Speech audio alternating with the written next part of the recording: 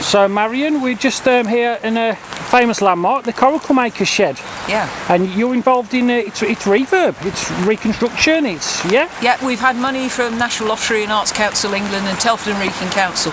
We were really lucky. We had 3 weeks of dry weather, and we managed to get. You see the. Well, yeah, you were saying. So if we look down, these yellowy wood supports. The new timbers, we got those in just in the nick of time.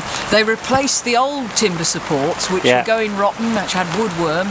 And if we hadn't got those in, I'm pretty sure we'd have lost the Coracle Shed. Yeah. And that would have been a tragedy, because it's been here since the 1920s. Yeah.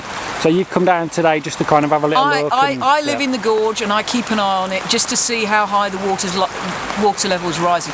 Weirdly, the water level is higher in the river, either side on of the us. paths you were saying, Yeah, the paths are high, and both sides on towards the Ironbridge, but it's not reached the level it did at the last flood last week. Strange, isn't it? It's weird. I think a lot of people have said just nationally that when they're getting flooded, it's coming from different angles. It's just behaving a bit different this time for some reason. And from my point of view, I have loads of friends who live elsewhere who have been flooded, their businesses have been flooded, so my heart goes out to them. There's nothing worse than having your home and all your memories wrecked by flood. Yeah. But I'm also really concerned for the entire landscape, all the buildings, all the historic settlements, both sides of the river that go to make up the World Heritage Site. It isn't just the Ironbridge. It's not just about the Ironbridge, it's about Ladywood, it's about Jackfield, it's about Dale End, all these different areas, Coalport, the Lloyds.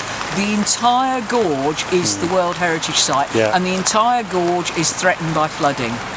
Now, just to be devil's advocate, if to stop these houses flooding there was a way and it was going to cost tens of millions, do we spend it there, or do we buy up the houses that are affected and say, look, they're just, if you're not prepared to live in them, you're going to get flooded more regularly, and then we will take them off your hands? I think that you've got to be more creative. There's lots of different ways. It's not just about flood defences. There's a whole range of different things you can do.